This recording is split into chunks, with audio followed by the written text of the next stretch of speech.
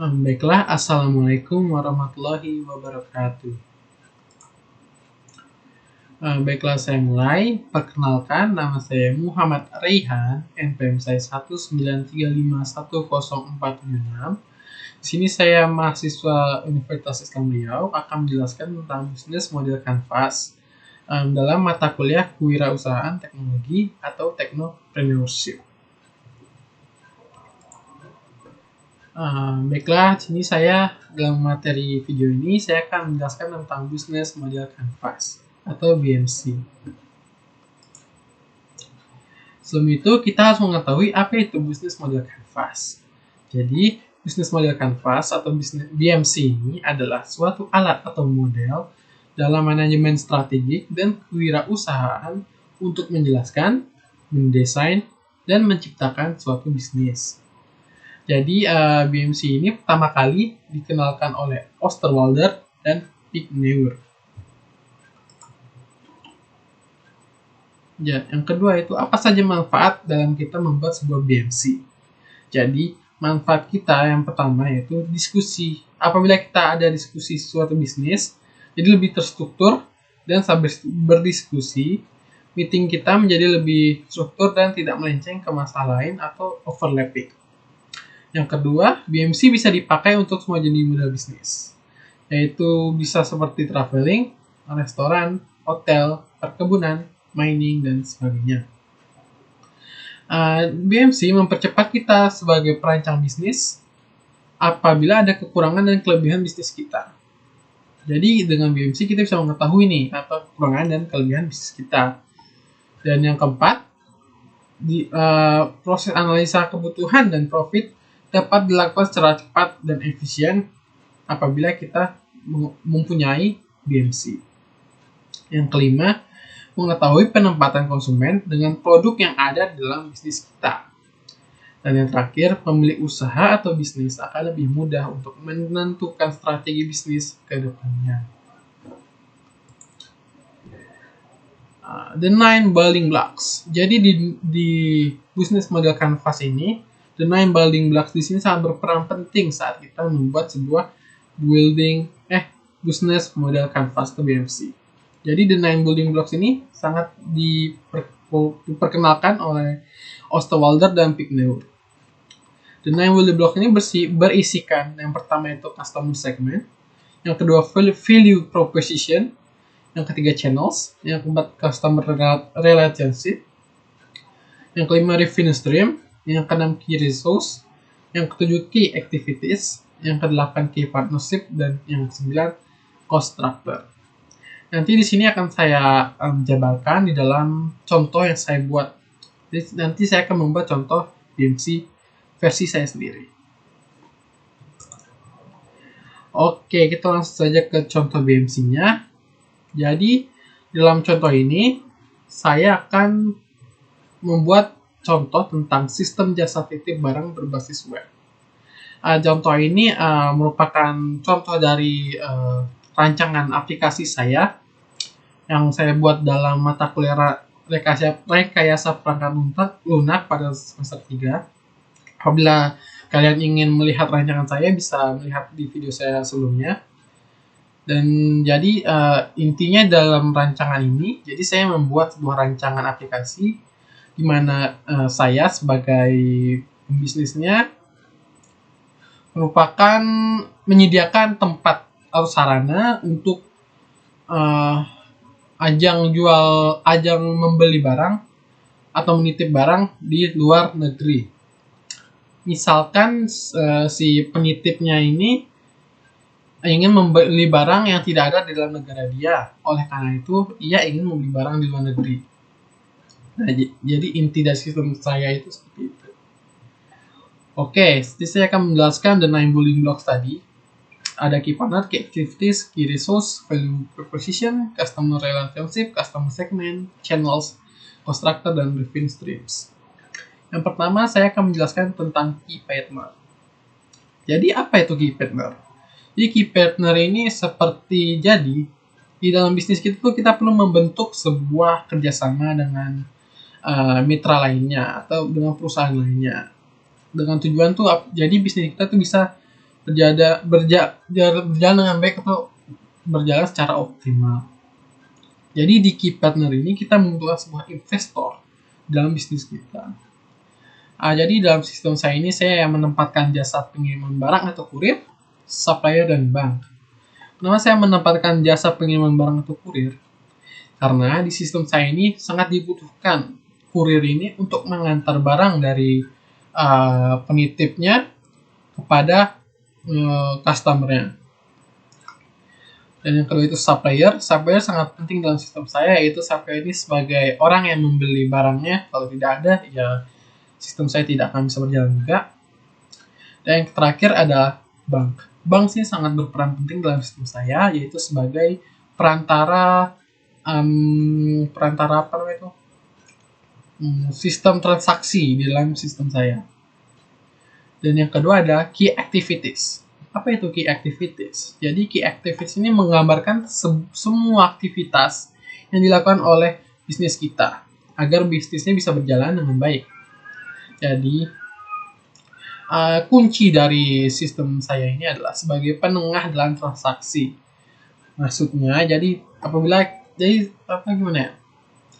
Sistem saya itu sebagai penengah, maksudnya apabila si customer ingin membeli barang di luar negeri, kan pasti membutuhkan penengah atau sebagai yang pemegang uangnya lah.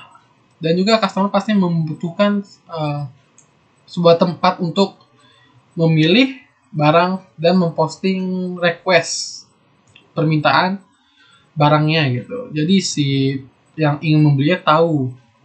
Jadi key activities dari sistem saya ini adalah sebagai penengah dalam sebuah transaksi. Yang ketiga adalah key resource. Di key resource yang saya masukkan di sini adalah jadi apa aja aset yang sangat penting di dalam sistem kita gitu. Jadi apa saja hal-hal yang membuat sistem kita itu bisa berjalan.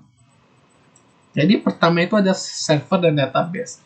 Ya karena saya membuat sistem berbasis web, pastinya kita membutuhkan server dan sebuah database. Dan yang kedua aplikasi. Jadi aplikasi ini maksudnya seperti browser untuk mengakses web itu. Mengakses web membutuhkan browser itu juga membutuhkan sebuah aplikasi. Dan yang terakhir ada investor. Jadi investor ini dimaksudkan jadi sistem saya itu butuh sebuah investor atau sebuah investor lah agar sistem saya bisa berjalan. Dan yang ketiga ada value proposition. Jadi value proposition ini adalah hal yang membuat bisnis kita lebih bernilai dibandingkan dengan bisnis lain. Jadi itu value dari bisnis kalian itu apa gitu. Jadi value dari bisnis yang saya ini adalah sebuah sarana mempermudah dalam menitip suatu barang. Value ini juga bisa, maksudnya inti dari bisnis kita itu apa gitu. Jadi saya inti dari sistem jasa titip saya ini adalah sebuah sarana untuk mempermudah dalam menitip suatu barang dari luar negeri maupun dalam negeri. Tapi banyak dari luar negeri. Dan yang keempat ada customer relationship. Jadi apa itu customer relationship? Jadi customer relationship ini bagaimana kita menjaga relasi terhadap customer kita gitu. Jadi biar customer kita bisa berlangganan di sistem kita atau bisa customernya selalu menggunakan sistem kita. Bagaimana caranya agar customernya bisa menggunakan sistem kita terus? Jadi di sini saya memberikan kupon, misalkan apabila setiap penitipan misalkan berhasil gitu ya, saya memberikan kupon untuk customer-nya. Yang kedua gratis ongkir, mungkin setiap bulan ada gratis ongkir untuk sekali pembelian atau penitipan mungkin.